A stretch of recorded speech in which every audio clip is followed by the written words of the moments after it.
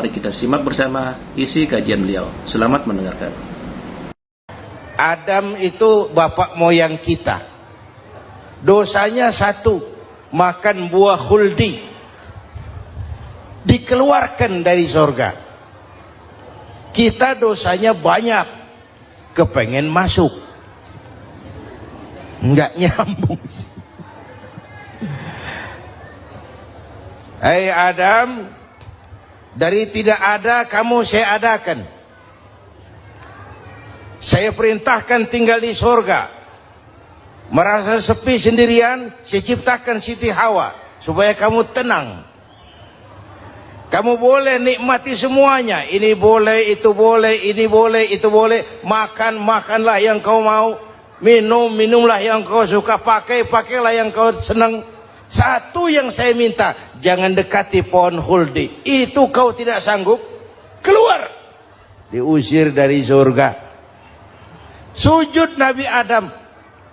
Kata riwayat 40 tahun sujud. Membaca Rabbana zalamna anfusana wa illam taghfir lana wa tarhamna lanakunanna minal. Itu namanya istighfarnya Nabi Adam. Istighfar itu kan mengucapkan astagfirullah, basmalah, membaca bismillah. Jangan kayak teman saya disuruh banyak-banyak baca istighfar, benar-benar dia baca istighfar, istighfar, istighfar. Bukan itu maksudnya. Nah, maka salah satu amalan yang sangat dianjurkan di bulan Muharram ini memperbanyak istighfar.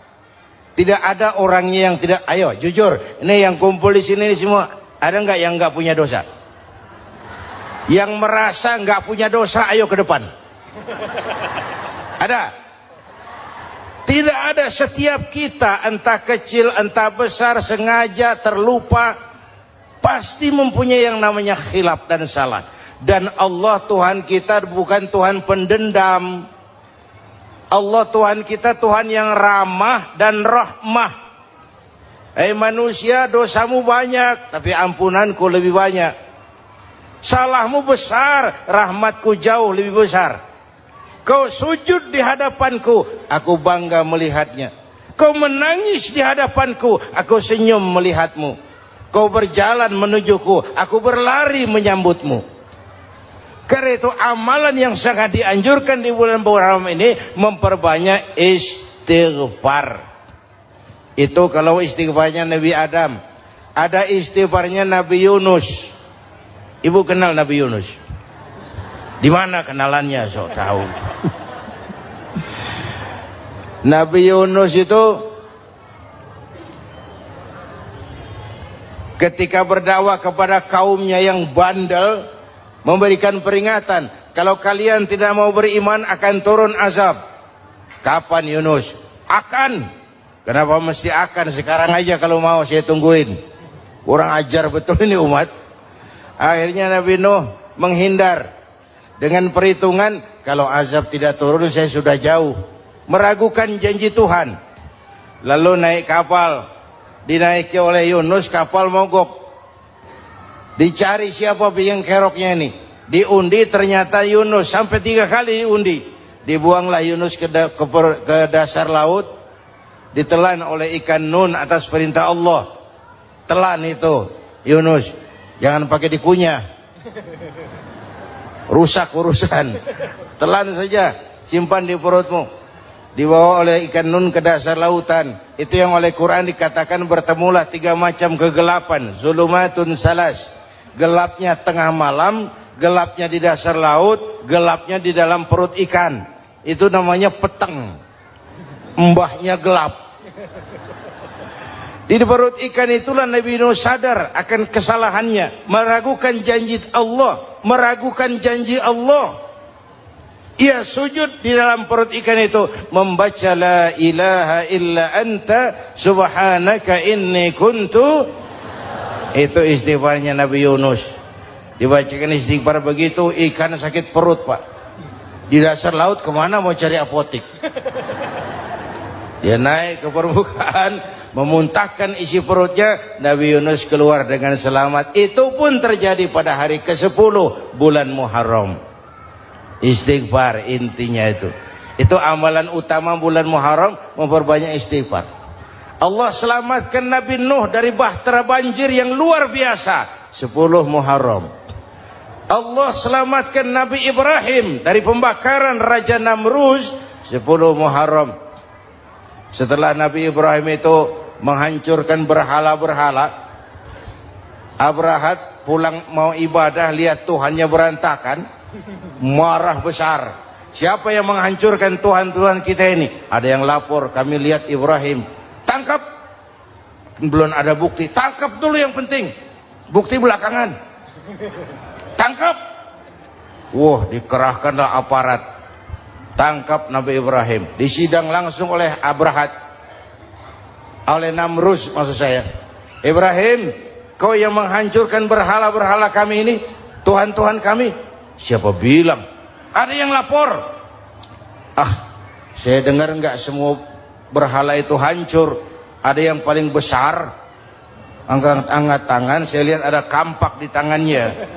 Barangkali yang besar itu iseng tuh, yang kecil-kecil dikampakin. Tanya aja sama dia. Kamu gila? Kenapa? Masa kami disuruh nanya berhala? Nggak bisa jawab. Nggak bisa jawab. Lah kenapa disembah? Lebih gila mana sih? Tahu nggak bisa jawab kenapa disembah? Kurang ajar kamu Ibrahim. Bakar. Dibakar. Ketika Ibrahim dilempar ke kobaran api yang menggunung, Allah perintah api, ya naru kuni bardan wa salaman ala Ibrahim. Hai api, dinginlah sampean. Api Madura waktu itu, Pak. Hai api, dinginlah sampean, selamatkan Ibrahim.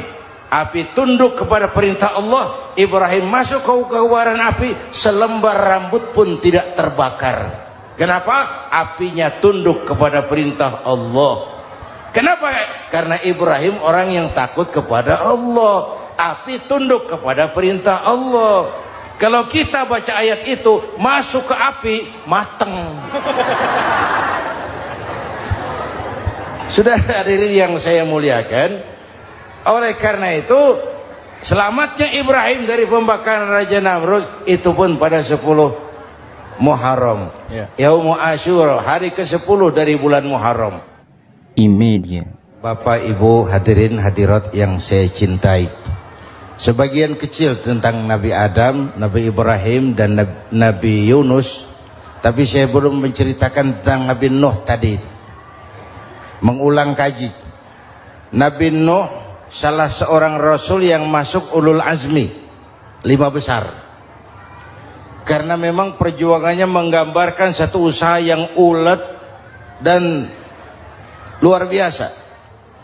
Beliau diberi umur 950 tahun. Lalu berdakwah selama 900 tahun.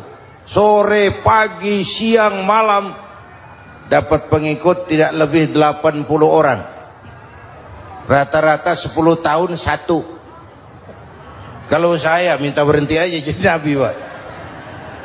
Ustadz mana masih mau buka pesantren? 10 tahun buka pesantren, yang nyantri cuma 1. Pedagang mana yang masih mau dagang? 10 tahun dagang, yang beli 1. Pimpinan partai mana yang masih mau kampanye? 10 tahun buka partai, yang nyoblos 1. Bangkrut. Umatnya bandel, kurang ajar, durjana, bajingan, tengik. Umatnya Nabi Nuh ini kalau diceramahi, telinganya ditutup dengan tangannya. Nabi Nuh akhirnya rekes. Tuhan, siang malam saya berdakwah kepada umat ini. Tiap kali saya sampaikan dakwahmu, mereka tutup telinganya dengan tangannya. Alergi dengar ceramah. Apa itu ceramah? Non-profit.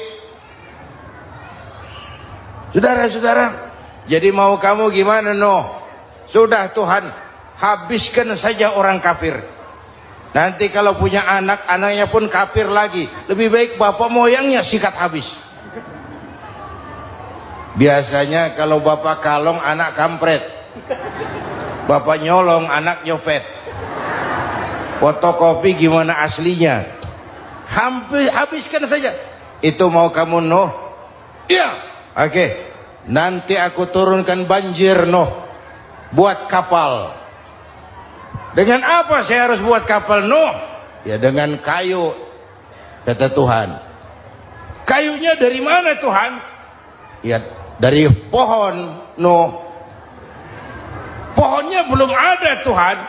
Ya tanam dulu Nuh. Bikin kapal, kayunya nanam pohon. Apa artinya? Perjuangan perlu kesabaran. Sukses itu ada prosesnya. Nggak bisa simsalabim abracadabra lalu kita mau sukses. Semua ada prosesnya. Walaupun kenyataannya begitu. Sukses banyak bapaknya, gagal itu yatim. Kalau kita sukses banyak yang ngakuin. Yang baru ketemu pakai manggil encing. Ketemu baru. Tapi sukses banyak bapaknya. Gagal yatim. Gak ada yang mau ngakuin kalau kita gagal itu. Udah bikin kapal dengan kayu di tengah kampung, bikin kapal ini. Bayangkan di tengah kampung bikin kapal. Orang kafir makin menjadi-jadi. Lihat Nuh. Kenapa? Makin sarap. Bikin kapal di tengah kampung mau belayar kemana? Tuh lihat, kalau orang nggak tahu tujuan, mountain setengah jalan. Proses yang dinilai bukan finalnya. Ya kayak gitu kesimpulannya. Saya enaknya sendiri. Bikin kapal. Kapal mendekati selesai. Ini orang kafir rame-rame datang ke kapal Nuh. Mau apa? Buang najis. Sakit perut berangkat ke kapal Nabi Nuh. Nongkrong. Dapat 2-3 tumpuk pulang. Penuh lantai kapal dengan najis manusia. Inilah perjuangan. Bukan jalan raya lurus bertabur bunga di kanan kirinya. Banyak ondak dan duri, fitnah, caci maki, antipat, segala macam. Nuh. Ada orang tua dasar kafir, kurang ajar, sudah stroke berangkat juga ke kapal Nuh. Mau buang najis, pincang-pincang digotong orang. Selesai buang najis dia bangun. Mau pulang, pegangan tiang kapal terpeleset jatuh di atas tumpukan najis. Terjadi keajaiban, yang struknya sembuh, lumpuhnya hilang, berangkat digotong-gotong pulang, jalan gagah sekali. Tapi orang kampungnya heran, ente sudah sembuh? Sudah. Berobat di mana? Kok begitu paten? Di kapal Nuh. Masih banyak.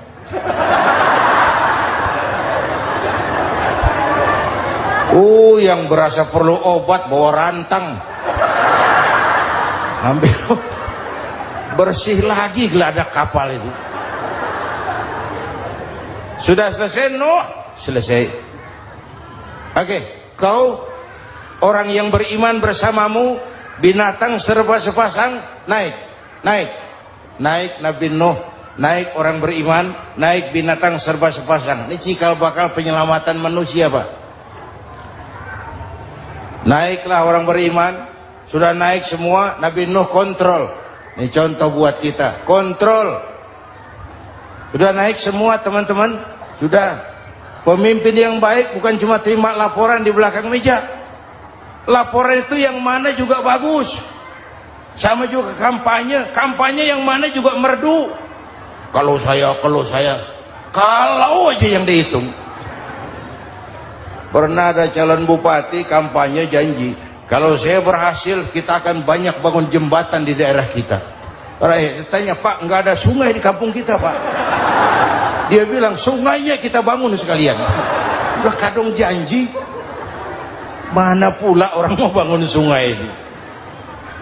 Saudara-saudara, kontrol.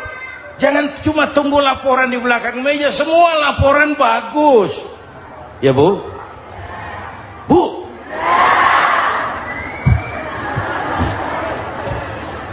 Nabi Nuh kontrol. Sudah naik semua? Sudah Nuh. Pulan bin Pulan naik Nuh. Paimin bintu Kijo. Naik, kami lihat naik. Ada orang Jawa juga Kiai. Ada. Sudah kontrol, Kanan anak saya ikut nggak naik kapal? Kami tidak lihat itu Kanan. Ini potret. Bapaknya aktif ke masjid, ibunya rajin ke majelis taklim, anaknya keleleran kemana-mana. Bukan di sini, di Prancis. Di sini insya Allah sama.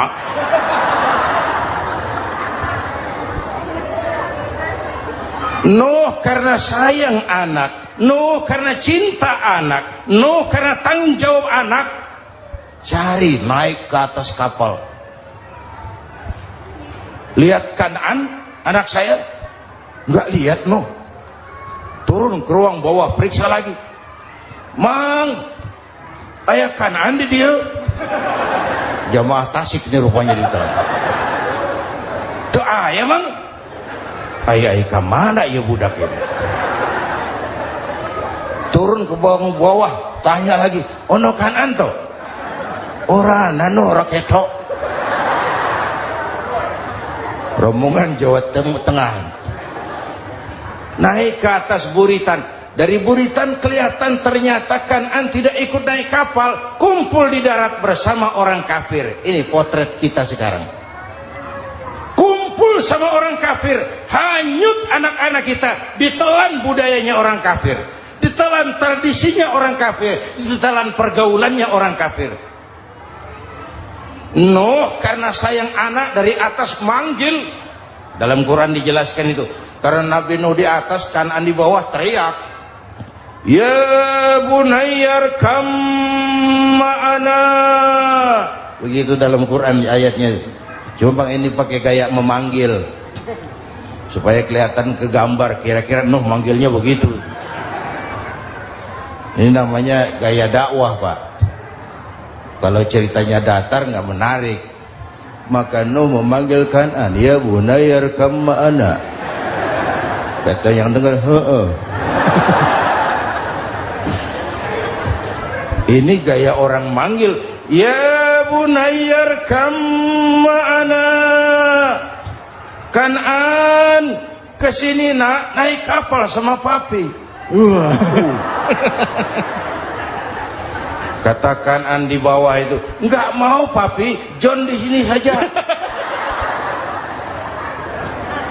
Kata Nuh, jangan nak, Allah sedang murka, akan turun banjir. Kalau datang banjir papi, sa'awi ila jabalin ya'simuni minal ma', saya akan naik ke gunung tinggi yang bisa menyelamatkan saya dari banjir.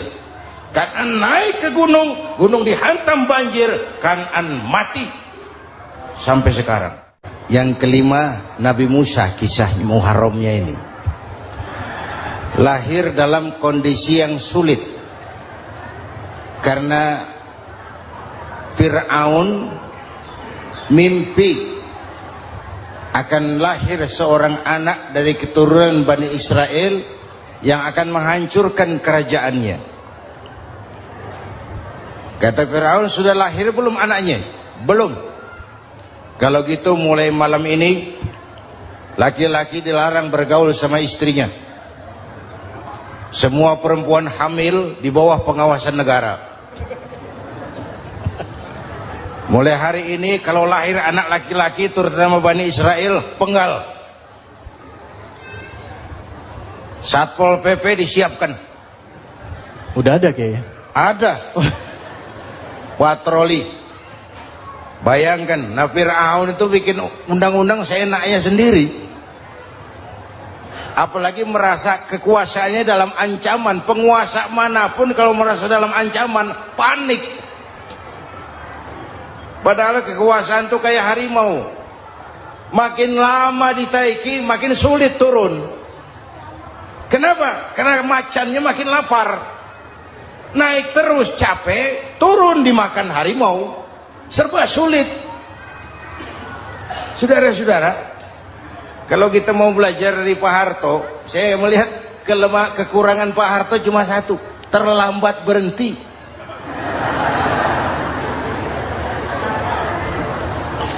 terlambat berhenti. Di sekelilinginya banyak tukang-tukang jilat, tukang-tukang semir. Pak, kalau tidak ada bapak kami bagaimana, Pak? Saudara hadirin yang saya hormati, maka sering saya ingatkan, temanmu yang sejati adalah teman yang membuat kamu jadi benar, bukan teman yang selalu membenarkan kamu. Berapa banyak pejabat-pejabat hancur karena selalu dibenarkan oleh lingkungannya. Bapak benar, Pak. Bapak bijaksana, Pak. Itu tepat, Pak. Benar. Buang angin pun kata kelilingnya, oh Bapak sehat. Temanmu yang sejati, teman yang bikin kamu jadi benar, bukan teman yang selalu membenarkan kamu. Bapak Ibu hadirin yang saya hormati, tapi kehendak Allah terjadi. Lahirlah Musa. Bayinya dihanyutkan di sungai Nil. Bayi sudah menderita, dihanyutkan di sungai Nil. Dan akhirnya besar di lingkungan istana Fir'aun. Diriwayat oleh Ratu Aisyah, perempuan Fir'aun.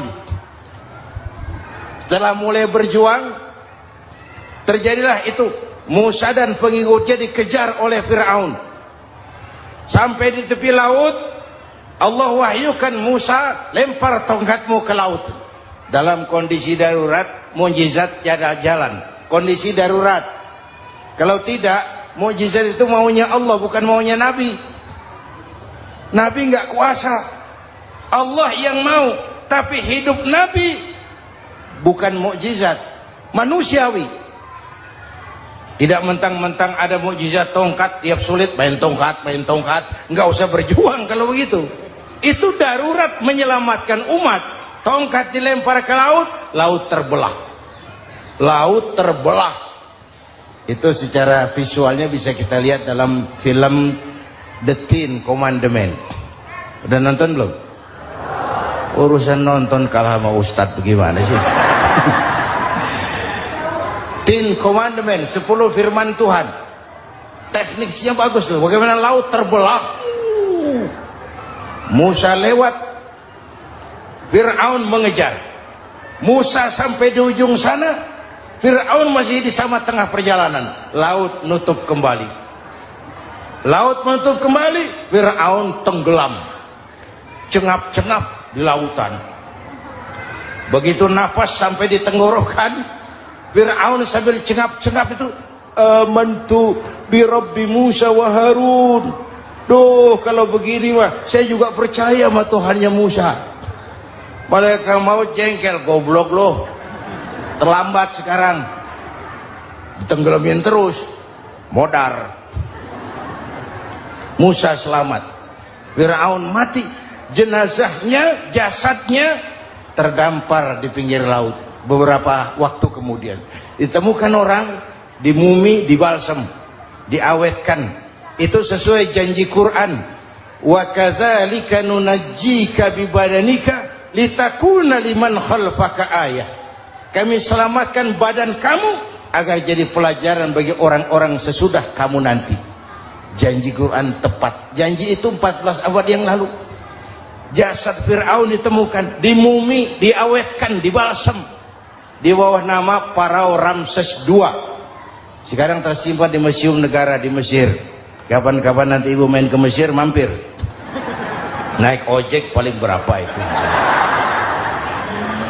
Oh, orangnya tinggi, hidungnya mancung, pokoknya pantaslah jadi Fir'aun.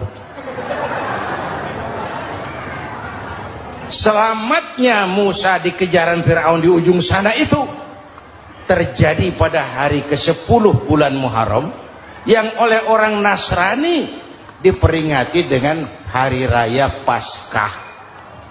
Mereka melaksanakan puasa, mensyukuri nikmat keselamatan dari kejaran Fir'aun. Makanya kalau kita ikut puasa di bulan Muharram, bukan mengikuti syariatnya Nasrani, salah. Karena Nabi mengajarkan, itu sumbernya. Bukan ikutan sama ibadahnya Israel. Tapi memang agama ini kan merupakan mata rantai. Datang Rasul baru melengkapi Rasul sebelumnya, datang Rasul baru melengkapi Rasul sebelumnya. Mata rantai yang berkaitan. Setelah Muhammad selesai, selesailah tugas Nabi dan Rasul. Selesailah misi Nabi dan Rasul. Tidak ada Nabi lagi sesudah Nabi Muhammad. Itu harga mati, titik. Gak ada kompromi. Siapapun sekarang ini nggak datang ngaku jadi Nabi, wajib tidak percaya. Wajib tidak percaya. Tapi kaitannya memang kita bilang Nasrani, orang bahasa Arab, bahasa Ibraninya Nazaret, Nasiroh, Nazaret, itu beda dialek. Kita Daud, dia David.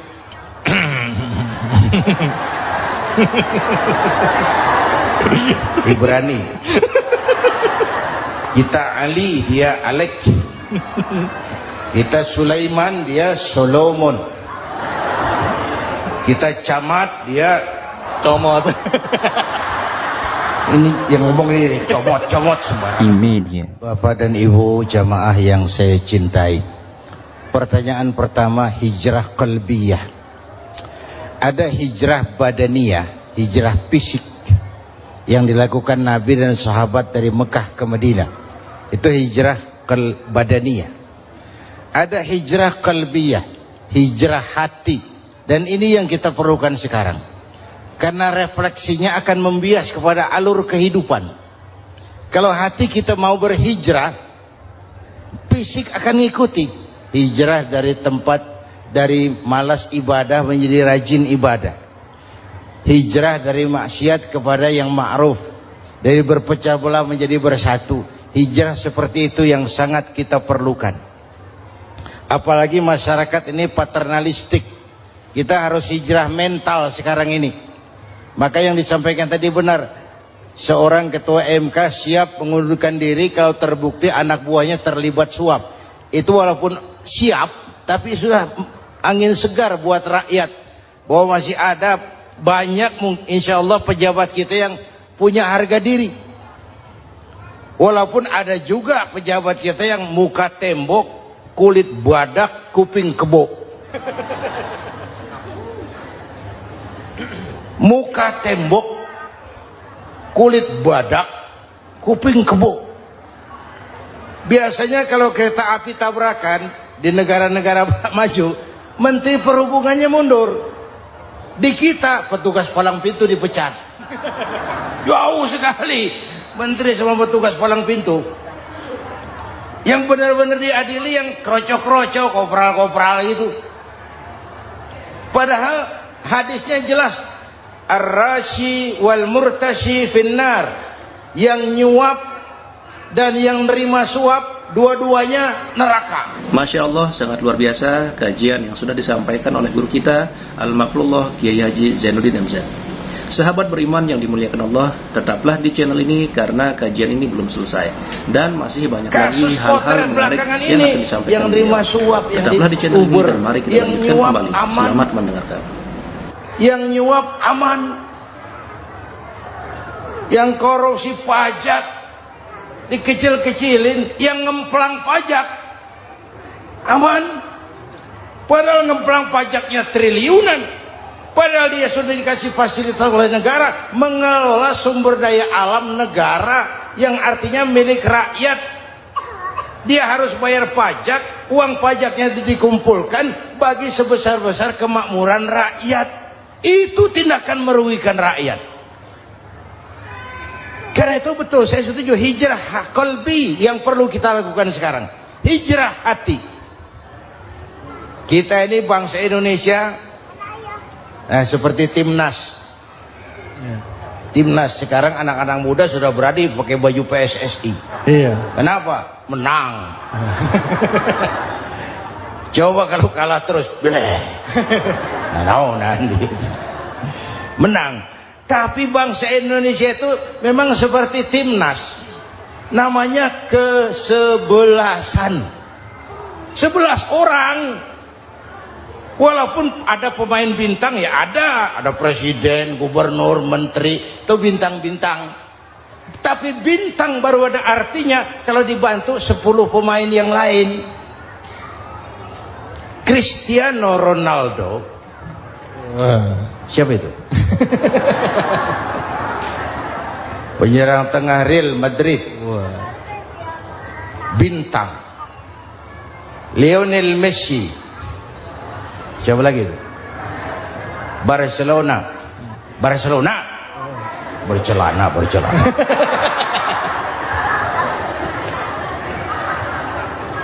Michael Rooney, bintang Manchester United.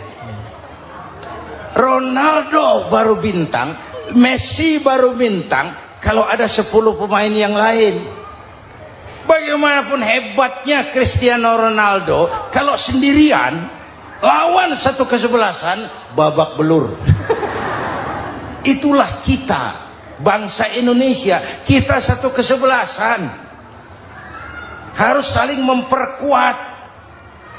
Ada bangsa kita ini yang jadi jaksa, ada yang jadi hakim, ada yang jadi polisi. Itu posisi penyerang tengah, kiri luar, kanan dalam, back, striker, kiper, posisi. Tapi sadar kita satu kesebelasan, Bung. Jangan bikin gol ke gawang sendiri. Kalau punya bola bagus, operan dong sama temannya. Yang bisa menciptakan gol, operan. Ada yang jadi pengusaha besar, bagus boleh. Punya untung besar, operan. Kasih masjid, kasih pesantren, operan. Ini kesebelasan kita kalau punya bola, pelitnya setengah mati, Pak. Nggak mau ngoper. Bawa sendiri, mending bikin gol. Enggak. Kita ini satu kesebelasan, satu sama lain harus saling memperkuat. Bahwa ada penyerang tengah kiri, itu si posisi. Tapi kalau memang peluang memungkinkan, ayo dong operan. Saya iri sama kesebelasan Nasrani di Indonesia. Mereka kalau punya bola, operannya cakep. Gereja cepat selesai, rumah sakit Kristen cepat selesai. Kenapa? Operannya bagus. Kita ini kalau punya bola bawa sendiri, nggak mau ngoper, maka masjid nggak selesai-selesai, madrasah banyak yang bocor, rumah sakit Islam kalah bersaing. Kenapa? Operannya berat. Ayo menyadari kita ini timnas, satu kesebelasan. Jangan menjegal kawan seiring, kawan sendiri dijegal. Sudah musuh terlalu kuat, gawang sendiri dijebol. Akhirnya terbalik kita ini. Ujian terberat telah diberikan Allah kepada para anbiya, kemudian para aulia, kemudian para ulama. Summal amsal fal amsal, ke bawah dan ke bawah, diuji setiap orang menurut kekuatannya berpegang kepada agama. Karena anak Melayu bilang, kalau takut dengan ombak, jangan berumah di tepi pantai. Kalau takut diterjang ombak, jangan berumah di tepi pantai. Kata ibu tadi, mau jadi pohon tinggi, harus berani ketiup angin. Makin tinggi pohonnya, makin keras anginnya. Takut angin, jangan jadi pohon tinggi, jadilah rumput. Nggak ditiup angin, tapi diinjak kebo. Apa yang nggak ada resikonya? Apa yang nggak ada resikonya? Semua nabi ada yang dihantam kekuasaan yang arogansi. Ibrahim berhadapan dengan Namrud. Musa berhadapan dengan Fir'aun. Ada yang diuji dengan berhadapan umat yang sangat kurang ajar. Ada yang diuji dengan gosip yang dahsyat. Nabi Yusuf digosipi sama Zulaikha itu. Nabi Yusuf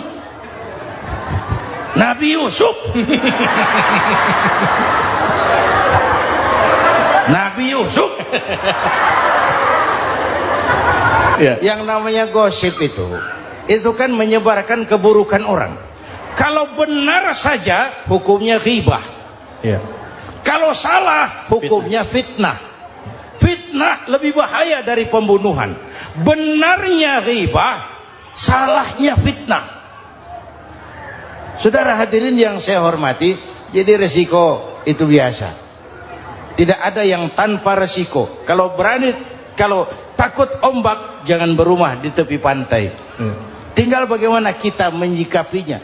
Kalau kita dewasa, ini bagian ibadah saya kurang. Mungkin karena dia omongin orang, tambah pahala saya. Mungkin karena dia omongin orang, tambah pahala saya. Maka saya ngadepi gosip sepatah pun saya nggak ngomong. Ilmu, hikmah, saya dan cicing, manfaat yang sudah kita dengarkan bersama dari guru Saya kita percaya masyarakat Al-Mafrullah itu punya Kiai Haji filter. Zainuddin Amzad. Sahabat beriman yang dimuliakan Allah, mari kita doakan guru kita, semoga beliau diampuni segala dosa-dosanya dan dilapangkan kuburnya. Dan buat sahabat semua yang sudah setia menyimak kajian ini sampai selesai, saya ucapkan terima kasih banyak. Semoga Allah Subhanahu wa taala senantiasa melimpahkan segala rahmat dan karunia-Nya kepada sahabat semua. Selalu diberikan kesehatan, dimudahkan segala urusannya, dan dilancarkan rezekinya. Amin ya rabbal alamin. Demikian yang dapat saya bagikan, kurang lebihnya mohon maaf. Sampai bertemu lagi di kajian berikutnya. Wabillahi taufiq wal hidayah, wa ridha wal inayah. Wassalamualaikum warahmatullahi wabarakatuh. Kita mendengarkan bersama tausiah yang sangat luar biasa dari guru kita Al-Mafrullah Kiai Haji Zainuddin Amzad. Sekarang mari kita lanjutkan aktivitas kita masing-masing. Semoga apa yang sudah disampaikan beliau menjadi ilmu yang bermanfaat dalam kehidupan kita sehari-hari. Buat sahabat semua, saya ucapkan selamat beraktivitas dan sukses selalu. Sampai bertemu lagi di kajian berikutnya. Wabillahi taufiq wal hidayah, wa ridha wal inayah. Wassalamualaikum warahmatullahi wabarakatuh. Bismillahirrahmanirrahim. Assalamualaikum warahmatullahi